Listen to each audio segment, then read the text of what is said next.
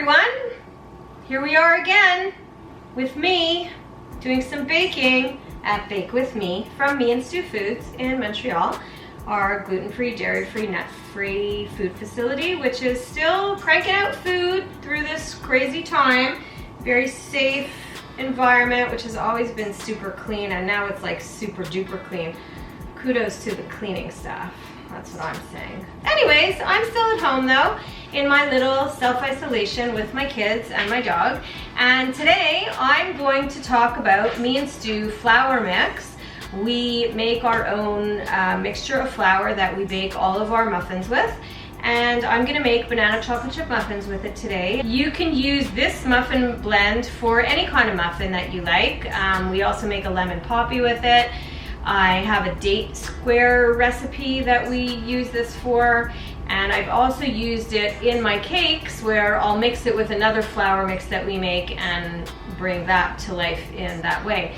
This muffin flour mix is super versatile, really simple, not a lot of ingredients in it, but it's not super heavy and sandy the way sometimes you can find gluten-free mixes to be. If you're watching this on YouTube and you want to buy some of our flour mix, we have a coupon for it this week, and the coupon code will be muffinflour10, and if you add it at the end, you will get $2 off bag of flour mix. So when you get the flour mix, you're going to also have a small container of xanthan gum, because we don't put the xanthan gum into the flour mix. We have found that different muffins like different amounts of xanthan gum.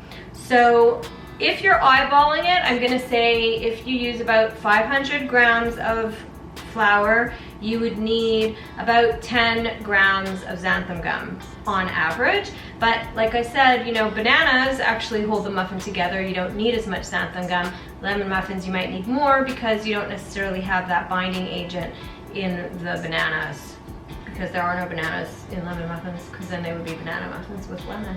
And that, I don't know, it doesn't sound so good to me. Anyways, we're going now. Step one, as always, is gonna be to crack your eggs into an empty bowl, so that, like I've said before, if you screw it up and you get little pieces of shell, it's much easier to see them now. I'm gonna end up with, I think, 24 muffins from this recipe. And the funny part is that I don't actually have baking pans in my house anymore, readily available. So I have one, and then maybe I'll make some minis. So there are my eggs, and adding to my eggs, I'm gonna add my sugar. I always do. Add my sugar next. And then I'm gonna add my oil. So it's really not a complicated recipe. Everybody has their own favorite, I think, banana bread or banana muffin recipe. This recipe is adapted from one that used to call for sour cream, and it called for milk and a lot of dairy, and since I don't do dairy in my baking, I had to figure out a way to make it fabulous without those ingredients. And I think I succeeded. This is a pretty popular item in my house, and it's a very popular item at Mi&Stu, and we sell our banana muffins, and you'll see them on our website, miandstu.com. And feel free to purchase some and enjoy them, breakfast or dessert or afternoon treat. Any time of day is the right time of day for a banana muffin, I always say. All right, so I'm just mixing up my ingredients here, and then I'm taking my flour. So my flour, I added the xanthan gum already to my bowl, and then of course I put baking powder and baking soda like you would with pretty much any baking recipe. And throw it in there. It's always fun to bake on like this small level, because at work, you know, we make thousands of muffins at a time, and now I'm gonna make 24. It's like a little baby recipe. I add a little water to mine because we don't have any milk in it, so I need a little bit of extra liquid. Just doing a lovely little mixy mix. Not that exciting. And then I'm gonna put my bananas in, and actually this morning I realized I didn't really have overly ripe bananas, which are really my choice to bake a banana muffin with. So I put a couple bananas in the oven for like 20 minutes, and perfect. A little trick I learned. You put them in the oven at like 250 degrees and you bake them for 15 to 20 minutes. Leave the peel on. You have beautifully ripened bananas. So much so that one of my children almost stole it for his smoothie. But I caught him and I said, no, you must not steal the bananas. Here we go. Just doing a little mix, just making sure everything's well incorporated and happy. You want your ingredients to be happy. Throwing in my chocolate chips, which of course you can put more, you can put less, you can put not at all. Because you can actually have banana bread without chocolate chips if you're not a chocolate lover, which is not me because I do like chocolate. Not like huge amounts of it because that would be a little bit sickening, but a little chocolate here, a little chocolate there. I like a little bounce in my food, like, oh, this is so smooth, crunchy, right in there, you know? Different textures. To me, that's like the key to a good life, is having food with different textures. Something smooth that has a crunch, or something soft that has a crunch, maybe something crunchy that then has something chewy in there, like a cranberry or a raisin. Life is so multi-dimensional, then our food should be multi-dimensional as well. Batter's all done. That really didn't take long, as you saw. This is really, it's really not hard to make banana muffins. And then I'm gonna scoop them out. My muffins are gonna be about 1/4 cup each. Actually, I think they're gonna be 1/3 cup. I lied, I'm really sorry, now that I think about it. Okay, and I'm gonna use one of my favorite little spatulas that a very dear friend of mine gave to me, and I have a soft spot for this little spatula. So, there we go. They're looking good in my never really used muffin pan, because I don't generally make muffins at home anymore because we make them at work and then I just take them home. But, you know, we're in the new normal now with this COVID-19, and who knows how the world's gonna change and what good things are gonna come out of this. I like to think that there's gonna be something, Lucy, there's gonna be something wonderful that comes out at the other end of this whole pandemic. If there isn't, then that's really sucky. Anyway, so here we are, just doling out our 1/3 cup muffins into the pan. I'm gonna have too much batter because this really makes 24. So I think what's gonna end up happening is I'm gonna make some minis, because I have a mini pan, which is a fan favorite in this house. I'm not sure why. They seem to enjoy the minis even more than the monster one. They're fun size. It's because they're crispy on the edges. Oh. They're fun size. Fun size, crispy on the edges. So there you go, people. Now you know the secret. And so I'm gonna have to go get that pan because I wasn't really that prepared for this. So here I go, just a minute. So when I use this size, I have to spray it because I don't have muffin liners this size. I oversprayed them a bit. Not my favorite thing to spray, but that's life. Sometimes you just have to work with what you have, you know?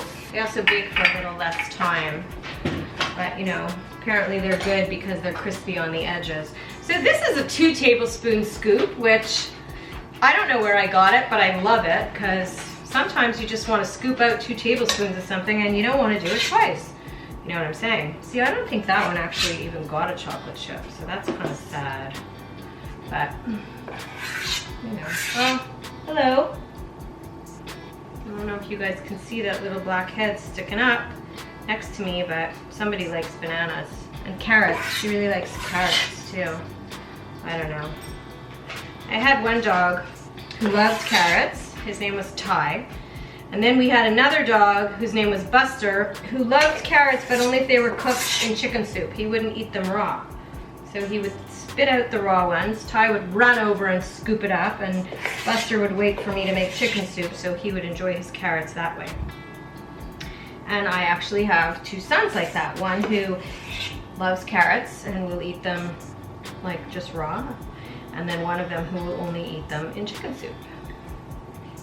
Coincidence?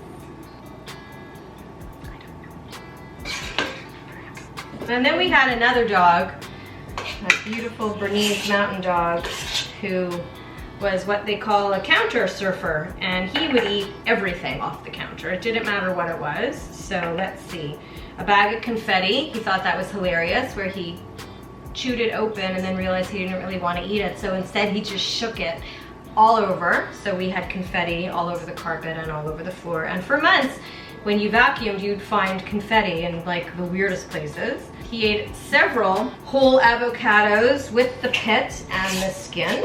And then we would have to feed him Vaseline so that the pit would come out successfully. He ate a full mango with the pit as well, more Vaseline. And then he ate like a whole sock, and we knew because we saw the sock on its way out. He was an interesting guy. We loved him. He was fabulous and sweet and kind and lovable and beautiful. But he's unfortunately no longer with us. So we just enjoy his memories and all the stupid stories that we have about some of his very stupid behavior. Anyways, that's not a muffin story. We're almost done with our little muffin experiment here.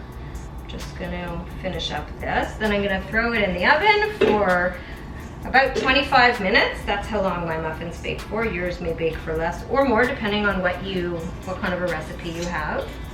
And if you have recipes that you want to share, I'd love to see them. I'm always interested in a recipe. Now we're done that. So I'm gonna put everything into the oven and we're gonna cue up the little timer. Alrighty.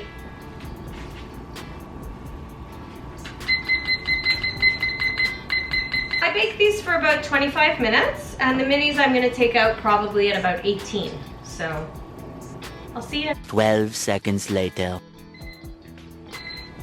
Timer's done. Gonna grab those banana muffins out of the oven.